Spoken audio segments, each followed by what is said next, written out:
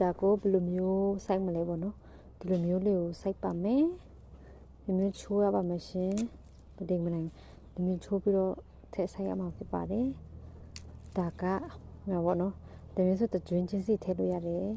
အကုန်လုံးဒီအပုံကြီးအကုန်ထည့်ဆိုအကြေးကြီးဖြစ်သွားတာပေါ့နော်ဒါထက်ခွဲလို့ရတယ်မခွဲချင်လဲတခါတည်းဒါကိုဒီတိုင်းပဲထည့်လို့ရပါတယ်ပန်းပေါ့နော်ဒီပန်းဦးရောင်းတဲ့အခါမှာဆိုရင်မြေလေးလည်းပါလာတော့ပေါ့နော်လို့ဆိုရင်တိခံပေးကြပါလို့ပြောချင်ပါတယ်မနော်ဒီလိုမျိုးပဒိန်မနိုင်ဦးလေးဆိုဒီလိုခွဲပြီးတော့မြေကြီးထဲကိုဖွဲပြ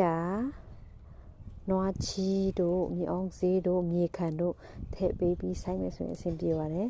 မြောင်းလေးပုံစံလုပ်ပြီးတော့ပန်းလေးတွေကိုဒီလိုမျိုးတပေချားမလားဒီလိုမျိုးစစ်စစ်ကလေးပဲချားမလားအဲ့ဒါကိုအဆင်ပြေတယ်လို့လုပ်လို့ရပါတယ်မပါလေဒီမြောင်းကလေးလို့တူးပြီးတော့အဲ့လိုမျိုးထည့်မယ်ဆိုရင်တော့နောက်နေ့တူးမယ်ဆိုရင်ပိုအဆင်ပြေမယ်လို့ထင်တယ်သူကဒါမှမဟုတ်ရင်လည်းတကျွင်းချင်းစီလိုပဲပေါက်ပြီးတော့ထည့်ဆိုင်လို့လည်းရပါတယ်ပေါ့နော်မြေခံ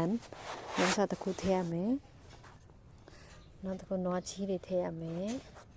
ဒီလိုပေါ့နော်နွားချီတွေထည့်ပြီးတော့မျိုးကမယ်ဒီမှာဒါဆိုအဲ့လိုမျိုးပြန်ခွဲပြီး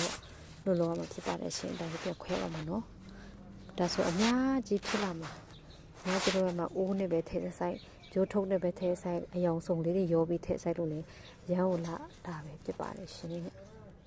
သူကတော့အဓိကဒါပဲပေါ့နော်ဒီကဒါဒီမှာအသက်လေးထွက်လာမှာအများကြီးထွက်မှာဒါမနစ်တော့ဆိုရင်မပြုံးဆိုင်လဲဆိုဒီလိုမျိုးပေါ့နော်ဒီလိုမျိုးနှစ်ခု